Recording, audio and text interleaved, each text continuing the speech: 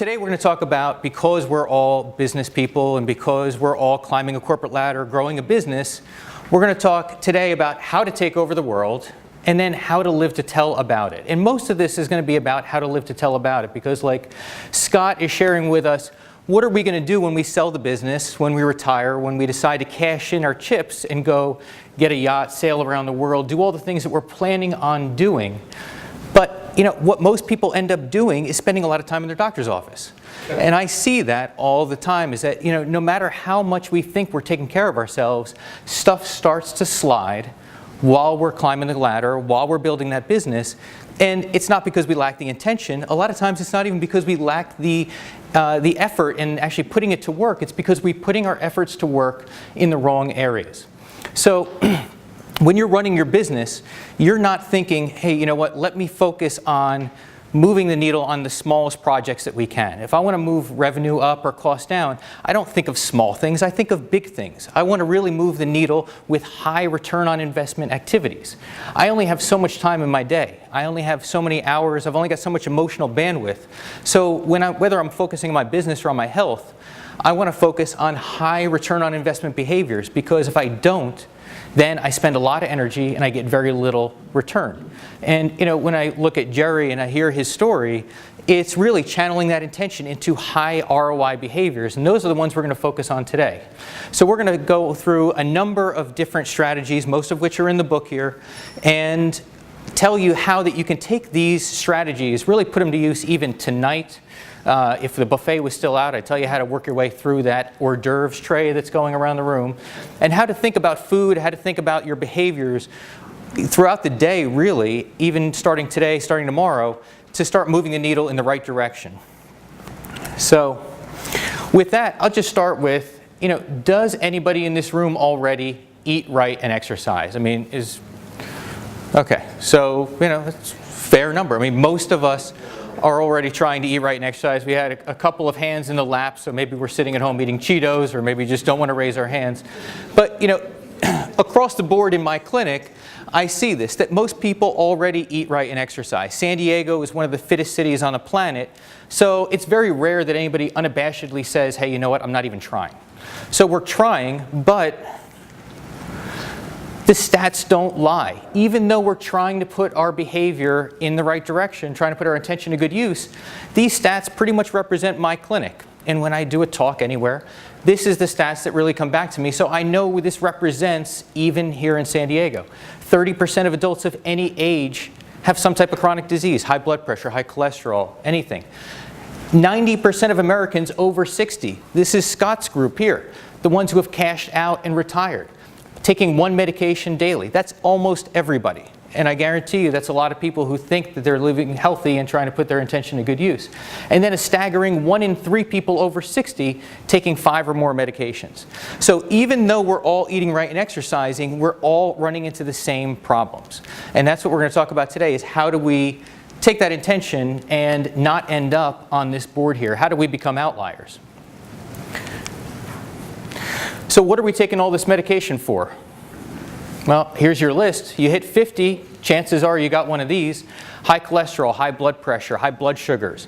These are the numbers that we're talking about to our doctors every year. It's the stuff Jerry just brought up. It's, you know, it's the dashboard that you're looking at when you sit down at your executive physical, at your physical. Once a year you're going through these numbers, and this is what most people start taking their medication for. And then let's talk about what happens when we hit 90. So if you hit 65, how many people here have hit 65 or plan to hit 65? I plan. Plan to, right? Let's all plan to hit 65. Okay, so if you're planning on hitting 65, good for you. You have a 50-50 chance, pretty good, of hitting 90, okay? When you hit 90, there is a 40% chance that you will have Alzheimer's disease. That is a sobering statistic. Okay, and that's everybody across the board. Cancer, 50% of deaths come from cancer. Age-related blindness, about 20% of people will eventually get age-related blindness. These are terrible conditions that really affect the quality of life when we finally bought that yacht and are sailing the Caribbean. So What's really interesting about these is that the stuff on the right side of the screen, the really scary stuff, we don't really have good treatments for. There is nothing for Alzheimer's dementia. There's very few things for cancer and for blindness. However, everything on that screen that you're looking at is highly amenable to diet and exercise. Highly amenable to. So when we think about what are we doing with that diet and exercise, with what are we doing with those healthy behaviors that we think we're putting into use, are we moving the needle on these? Because this is where the money is.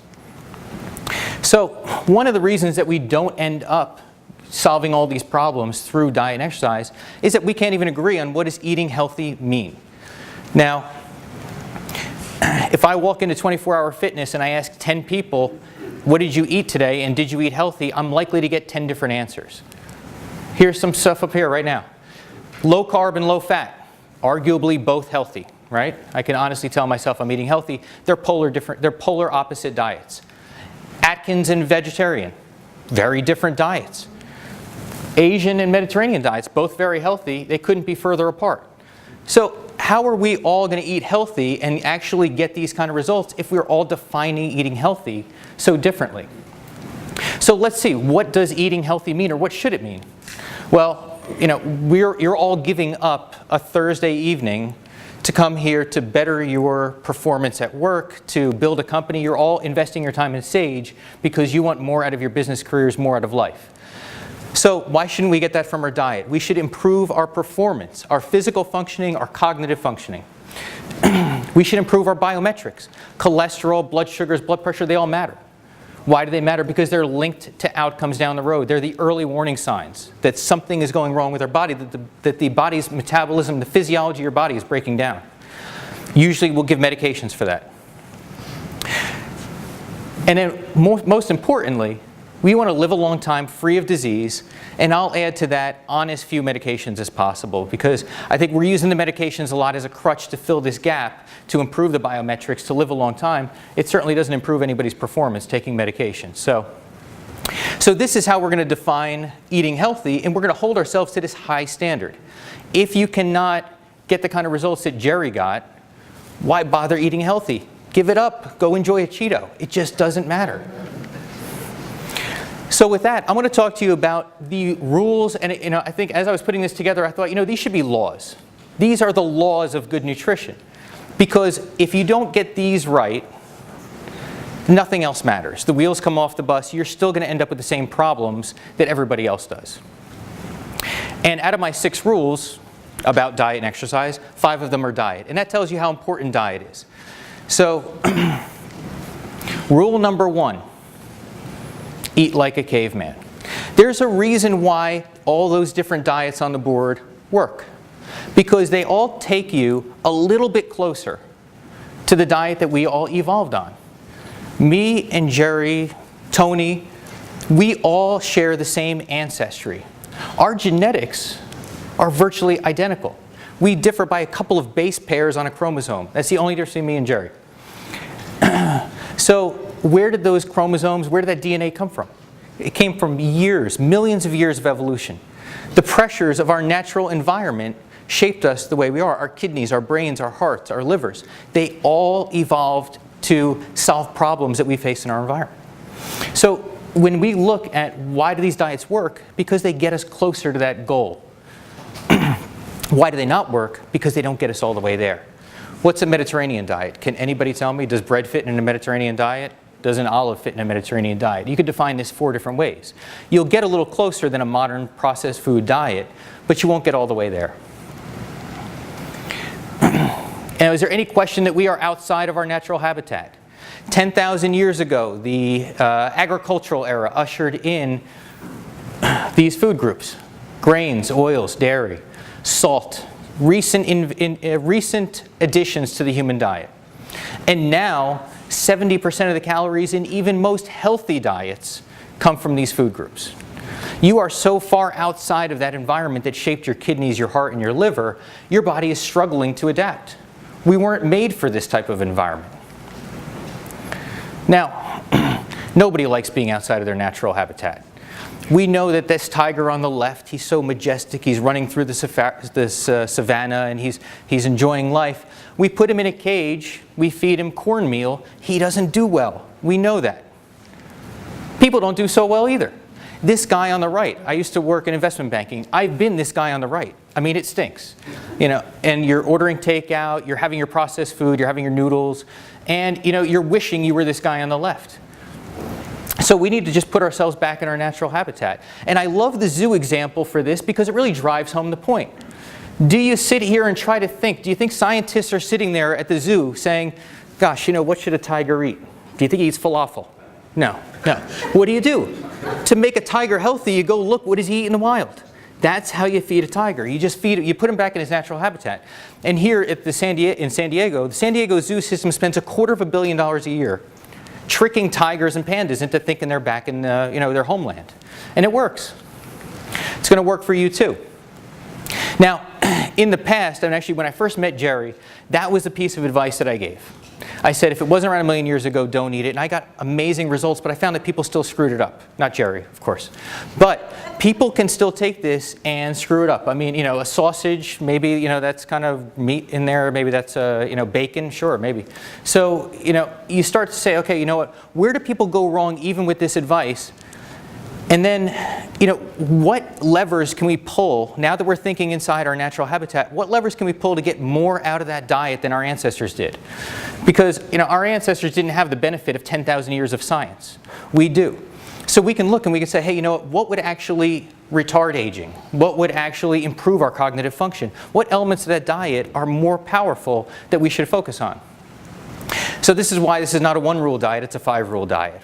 But there's really only 4 levers you need to pull within this diet to get maximal return on your investment in diet. So, when I educate someone on how they should look at food, I never mention portion sizes. I don't count calories. I don't count carbs.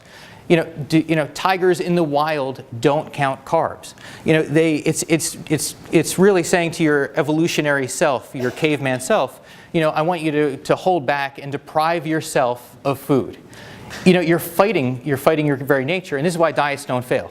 You try and restrict calories, you'll end up losing weight for 6 months, and 6 months later you'll be back near your goal weight, or back near your starting weight. It happens again and again, and there's multiple studies showing that restricting calories works in the short term, but it will not work in the long term. So, getting back to rule number 2, healthy fats. We'll often think about food just as energy. Fat is just something to burn, it's high calories, we're going to reduce calories, we'll reduce fat. Well, fat plays an important role in your physiology. Inflammation in the body is driven by the type of fat that you eat. So there's 2 types of important fats, the omega-6 and the omega-3. They're essential to the human diet. You must get them from your food, and you will. Your body needs these in order to function. Omega-6 fats promote inflammation. Omega-3 fats suppress inflammation. And you need a healthy balance in the body. If I get a bacterium in my nose, I want to mount an immune response. This is what inflammation is. It's immunity. It's your body going to fight a foreign invader. It's going to repair damage. Your body needs inflammation in order to function properly. But you need inflammation to be checked. You need your immune system to go fight that bacteria in your nose and then go away. You want to just protect the body, but then you don't want your immune system to go back where it started from. And what happens if you have unchecked inflammation? Well, you still got a post-nasal drip 3 or 4 weeks later, and you're going to your doctor saying this thing will never go away.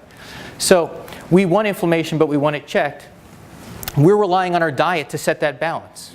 Now, if you look at an all-natural food diet rich in omega-3 fats, which are anti-inflammatory, this is coming from game meats, wild meats. It's coming from fish. It's coming from certain nuts and seeds, walnuts, flax, chia. Some of you may know this already. The omega-6 fats are coming from corn and soy in our diet, which are almost entirely omega-6, pro-inflammatory. So corn and soy make their way into the food supply all sorts of ways. It's processed food, it's vegetable oil, it's what we feed cows and chickens and pigs in captivity. So when you get meat from the store, when you get dairy from the store, when you're getting a box of chips, it's omega-6, omega-6, omega-6, omega-6. So when you look at your modern diet, unless you're really thinking about this as an important driver in your diet, you're getting 15 times the omega-6 that you're getting as omega-3. And I mean, that's 7 times your normal ratio. So what happens is our bodies are prone for inflammation, and that drives multiple disease processes. Heart attack, stroke, asthma, arthritis, anything that ends in itis, actually. Diverticulitis, sinusitis. I mean, the itises just keep piling up. So if we can get our ratios back where they belong, if we can limit processed foods, and if we can focus on getting those free-range meats, if we can get the right omega-6 from plants, and if we can get it from our fish, we can get our bodies back to this ratio that's healthier, and you start to see the inflammatory diseases become less of an issue.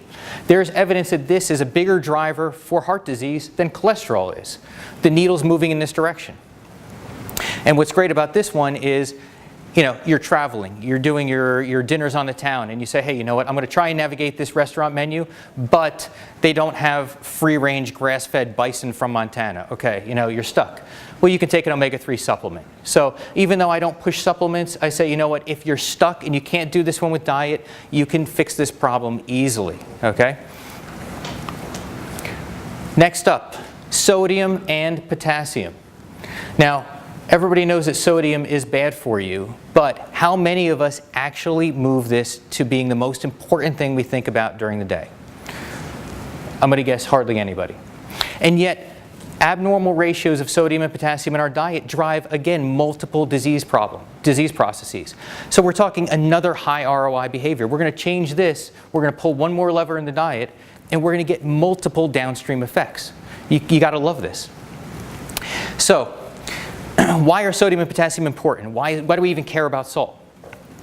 Sodium and potassium are the two most prevalent electrolytes in the human body. So what we do with sodium and potassium is we take all the sodium and we stick it in our blood and the extracellular fluid. We take all the potassium and we stick it inside the cells. And we create this barrier where all the potassium is inside, all the sodium is outside. And then what we do is we use the gradient across cell walls to signal between cells. So if we bring some more glucose into the cell for energy, we open a sodium-potassium channel. If we need to move some proteins in to build another molecule, we'll open a sodium-potassium channel. This drives everything in your body. And in order for this to work properly, your body has to have equivalent amounts of sodium and potassium. They have to be equal. And yet, a diet, look at your pre-agricultural era diet. Your pre-agricultural era diet had 10 times more potassium than sodium. If I throw Jerry out in the jungle and I say, Jerry, go get your dinner tonight, he will have a hard time finding salt anywhere. So natural foods, a serving of natural foods has about 40-50 milligrams of sodium tops. Okay? Now, he gets 2,000 calories today. He'll be lucky to get 500-600 milligrams of sodium. That's what we lived on for millennia before we started changing our environment. And if you think about this in context, we evolved, most of our evolution occurred in Africa, very hot continent. Your sweat is salty. So, you've got very little sodium in the environment. You're sweating it out all the time. Your body had to develop an enormous capacity to retain sodium. So where do we get that? We get that from our kidneys. So our kidneys are a highly efficient filter that has one job: to get rid of all the potassium that we get in our diet, 10 times more than we got from our sodium, and to excrete the potassium, retain the sodium. So that's the job of a kidney. Well, what happens if you reduce the amount of vegetables and natural foods in your diet, which are rich in potassium, and you start adding salt? Well, the ratio just flips right around. So now, from the time you're born, your kidneys came out of the womb and they said, you know what we're going to do? We're getting ready to get rid of potassium. We're going to hold on to sodium. That's what we're going to do for the rest of our life. Well, guess what? They never had that chance. From the time you were born, they've been doing the exact opposite job. But the kidneys aren't there just to filter sodium and potassium. They're there also to maintain your acid-base homeostasis. Through various mechanisms, they control bone density. They control the amount of red blood cells in your body. They control, importantly, your blood pressure. 75% of adults, when you hit 65, 75, are going to have high blood pressure. It's just a normal part of aging. No, it's not a normal part of aging. It's a normal part of kidneys not being able to do their job. If you can flip these ratios around, if you can eat like our ancestors did, if you can get rid of the sodium in your diet, you will prevent osteoporosis, you will prevent kidney failure, you'll prevent heart failure, you'll prevent hypertension. I routinely get people off of their blood pressure medications in a matter of, excuse me, in a matter of weeks in my office just with this advice. It doesn't matter how old you are. That's a good point to make right here. Even if you're 65, 75, if you're 80, you can drop medications for these conditions. Your body is very malleable. Once you put it back in its natural habitat, once you get that tiger out of the cage eating cornmeal and get him back into the savannah, the body functions again. It adapts. It heals. So, 0.6%. They did a study earlier this year in the New England Journal of Medicine. They surveyed 108,000 people across 18 countries. 0.6% is the number of people who made it below 1,500 milligrams of sodium a day. Nobody in the world, 800 people in this trial, get ancestral levels of sodium in their diet. We are all heavy on the sodium. So the challenge today is going to be an outlier. It's to be this 0.6%. Because that's what's going to drive outcomes down the road for you. It's going to be the difference between having hypertension, having a heart attack, having a stroke, and not. Enjoying your time on Scott's yacht back there. So, next, high return on investment behavior. Getting fiber. Just like with the sodium, this is something that we are terrible at. The average American gets 16 grams of fiber a day. Our caveman ancestors got closer to 130 grams of fiber a day. Why? Because we had to live on plants for the most part. It's really hard chasing down a buffalo. I mean, you gotta, that takes a lot of effort. Plants just sit there. You just bend over and pick one up. And yet meat and dairy, they don't have any fiber at all. Processed foods don't have any fiber. What has fiber? It's roughage, it's plants, it's seeds. And not only the plants and the seeds, but I mean, when you look at fruit, it's the seeds and the skin that have all the fiber. Well, I mean, most people are getting rid of that stuff. I mean, the juicy sweet part is in the middle. So we've stripped the fiber out, and yet your body evolved on a high fiber diet. So your colon, your heart, your blood vessel, everything is geared for the physiology of a high fiber diet. Now, nobody likes talking about things like constipation and hemorrhoids, but I can tell you if you're in primary care medicine and you talk to a bunch of 65, 75-year-olds, you're going to hear a lot of it. This is what drives quality of life. 75% of people over 75 are going to end up with constipation and hemorrhoids. It's endemic. Diverticulitis. Does anybody know what diverticulitis is? I'll tell you. If you're constipated for a long time, if your colon is getting less fiber than it needs, what happens?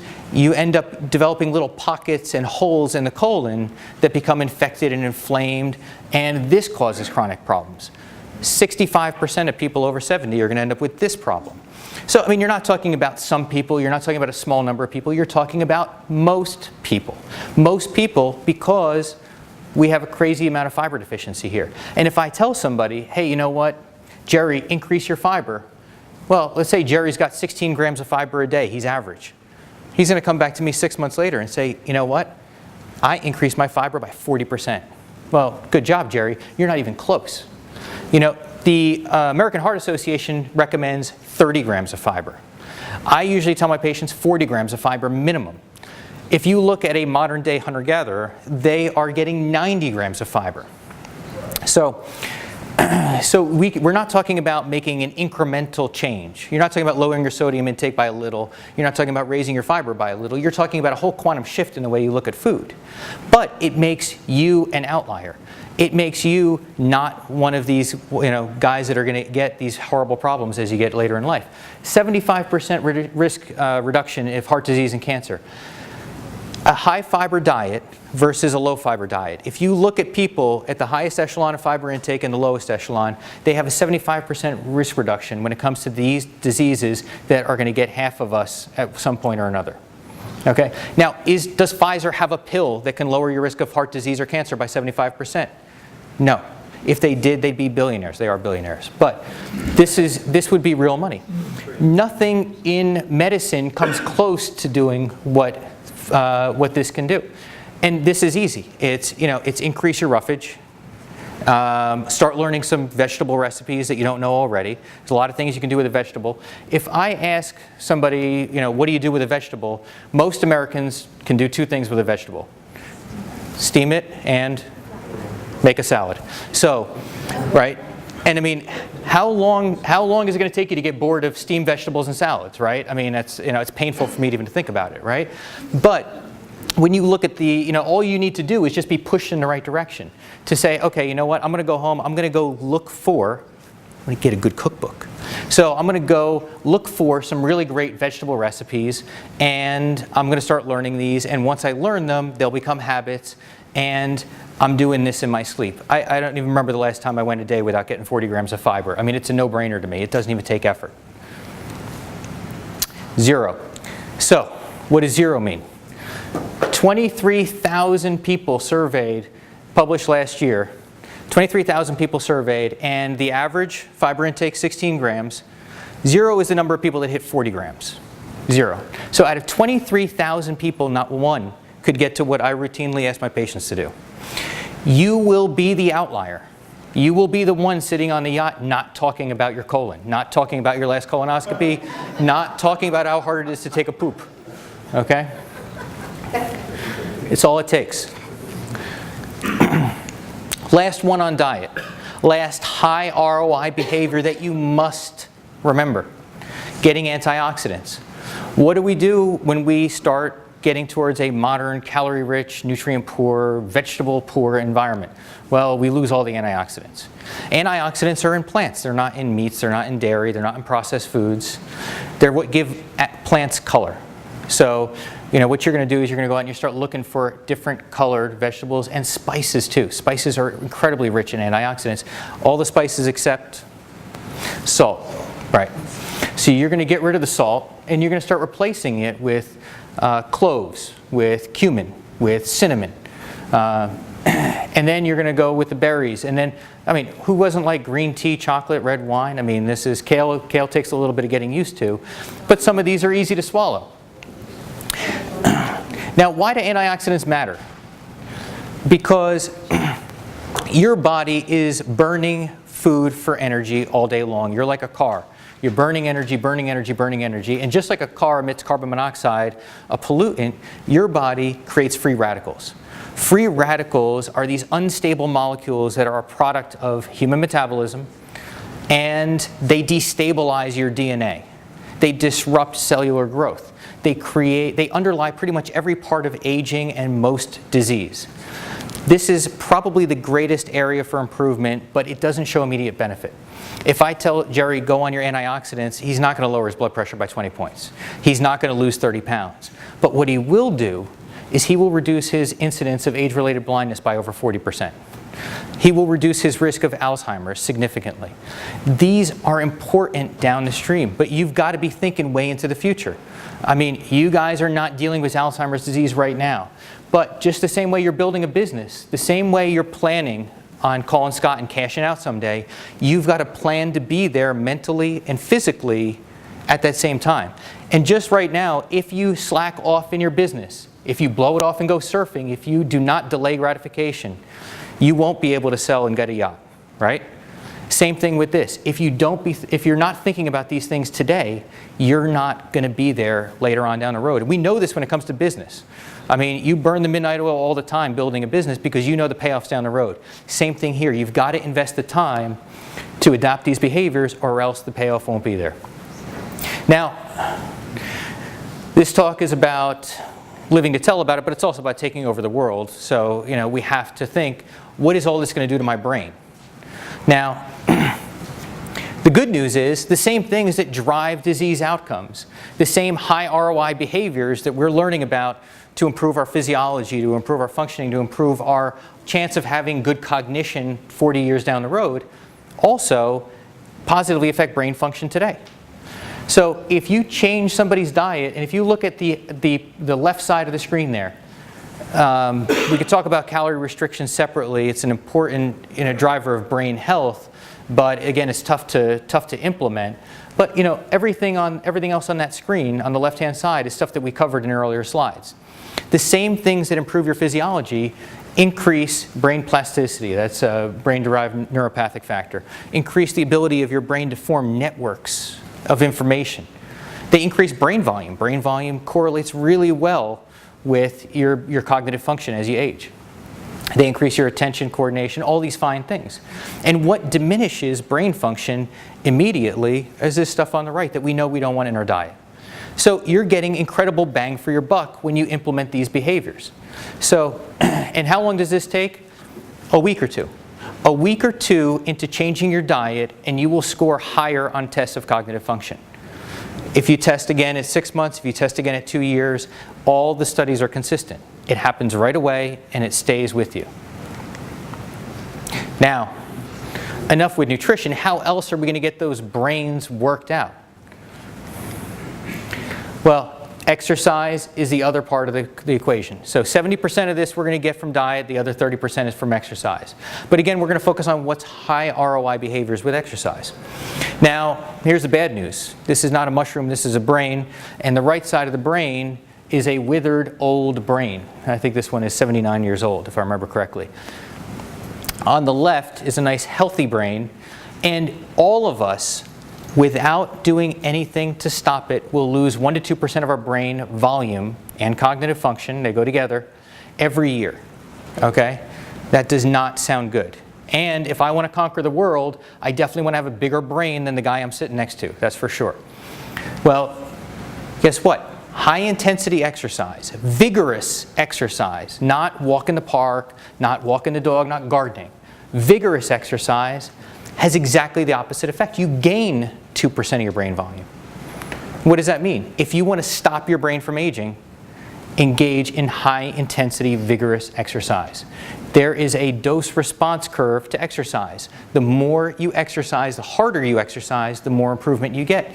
And this completely negates the effect of aging. I mean, I can't stress that enough. Nothing else on the planet would do that. And the effects happen right away.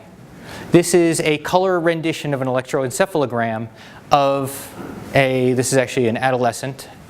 On the left, he's sitting around doing nothing. On the right, he just walked 20 minutes. That's it. The brain fires up. You get immediate improvements in cognition, you get immediate improvements in reaction time, in processing speed. This happens instantaneously, and this carries down the road. When you look at trials on exercise and brain function, it is amazing the responsiveness. That 2% per year, there's a study I read that was really interesting, is they looked at two groups in their 25, 30-year-old age group, and they said, who's got the highest fitness level? And then they said, who's got the lowest fitness level? So they compared two groups of 30-year-olds. And then they came back to those same groups 25 years later. No intervention in the middle. All they did was test cardiorespiratory function, and then they said, okay, we'll see you guys in 25 years.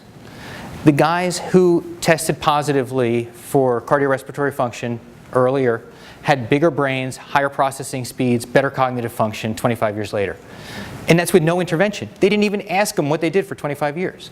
But what does it mean? It means that high fitness translates into higher cognitive function no matter when you check back in with that person. Now, I like this slide. I say, if I want to explain diet and exercise, if I want you to be able to carry this home and be able to implement it, it's really hard for me to come up with like a whole rote list of things. I need to give you a paradigm. We need you to give you a way of thinking and analyzing food because, in the past when I see somebody in the office, I get 3 minutes, that's it. I mean, I got to impart all this knowledge in 3 minutes or less and try and get to behavior change. And the best way is to really give yourself a visualization of what it is that you need to do and think, and how do I evaluate food? How do I evaluate exercise? Well, I started with workout like a caveman, and then I said, that's really not right. It's workout like your life depends on it. I mean, that really does kind of sit home with me just as nicely. And actually, it's worth pointing out that the dose response curve for cognition and exercise is the same as the dose response curve for exercise and longevity. So when we look at exercise as a way to enhance your lifespan, to lengthen your lifespan, the more exercise, the longer you live. And it really is that simple. And it's not even more exercise time-wise, it's intensity and variety. Intensity and variety drives the gains in cognitive function, it drives the gains in longevity. So if you're just walking you're not getting the benefit. Actually, one trial showed that to get a minimum benefit from walking, you had to walk 2.5 miles. Okay, 2.5 miles before you saw any benefit. Now, your average walking speed, I mean, that's a long time you got to spend walking. I would much rather channel that time into a high ROI behavior, high intensity exercise, because I can go home sooner and I can extend my life longer. So it's high intensity, constantly varied. That's what drives your gains. And what's great about that is it doesn't take that long. You know, time no longer a factor. You guys are busy. You're building businesses. You're climbing corporate ladders. You don't have time to walk 2.5 miles. You got to get in and get out. And you know, this is really what it's what I'm building my practice on, and this is really where I think medicine and fitness has to be going in the future, because this is where you're going to get your benefit. People who are walking for exercise or gardening are not getting the benefit that they could. It's, you know, I hate to say wasted time, but it sounds to me like wasted time. So okay, so what are you going to do today to put this to use? You heard a lot. What are we going to do? Number one is you got to commit some time to this, right? But you're going to get it paid back. I told you your brain's going to work faster. I told you you're going to live longer. I told you you're going to avoid a lot of doctor's visits. This is time well spent. You need to commit the time. I usually tell people about 5-10 hours a week. You know, you need 4 hours in the gym, doing something at high intensity. And then you need some time for food prep, and you need some time to, you know, kind of get your mind around this and make sure that you've got committed time. And then you got to prepare for resistance. I think one mistake a lot of us make is we say, hey, you know what? I'm going to make a change for myself. I'm going to invest 10 hours a week in being healthy. Well, guess what? You're already tapped out. You don't have 10 hours a week, I'll tell you that right now. You've got to take that 10 hours from somebody else. It's not picking up your kids' soccer practice. It's not making a meeting at work. Maybe not even sleeping, okay? So you're going to take that time away from something that you're invested in at work, family, anything, friends. You're taking that time away. People are not going to want to hear that. They want your time. They want your energy. You've got to carve this out. Nobody, you'll be pleasantly surprised if somebody says, hey, you know what, Tom, you know, this is great. I'm glad to see that you're going to take care of yourself. I'll handle the meetings on Monday. You go work out. It's not going to happen. You're going to have to prepare for pushback, but you know in your heart that this matters, because you know what? Life is not a sprint, it's a marathon. And 30 years from now, Tom, whoever it is going to be complaining about his constipation. You're going to be like, dude, I missed that meeting. I went to the gym. I feel great. So, so prepare for resistance. Be ready to dig your heels in and own this decision. And then think like a caveman. Now, for you guys, it's important because I'm sure you're all busy. You're going to meetings. You're traveling. You're taking out clients. You're doing all the things that I know you're doing. You don't have time to, you know, prepare food all the time. You don't have time to do all the things that it takes to do this right. So what you've got to do is hunt and gather no matter where you are. If you go to, you know, I don't know, Sabika in Del Mar, you have to hunt and gather your way through that menu. You've got to think, okay, you know what would a caveman order on this menu? You got to game it. You got to have fun with it and really start to explore being in that personality, because you can do it. And you're going to have to be a pain in the butt when you order at a restaurant. I mean, my wife hates watching me order food. I'm like, hey, can you give me 2 orders of this side, and then I want the green beans from over here, but don't fry them, and then don't put any salt or no soy sauce. I mean, you got to drive waiters crazy, right? But it's worth it, because in the end, it defines who you are, and who you are is the same type A person sitting here today, only you're channeling that type A mentality now to taking care of yourself. And then expect success. This works. Jerry told you his experience. I mean, I see this time and time again. It's like, this is just, it works wonders. You feel like $1 million. Michael was just telling me, you know, I mean, his big thing is, you know, he just feels a whole lot better. You know, mind's sharper. You're going to expect success. You're going to get it. So, wrapping up, you're conquering the world. Are these going to get you in the end, or are you going to get them? Your mission, bullet pointed right here for you.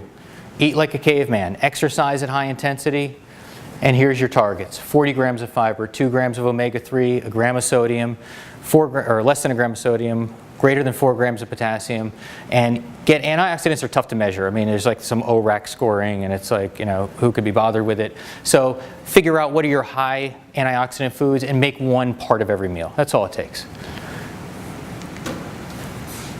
Thank you for your attention.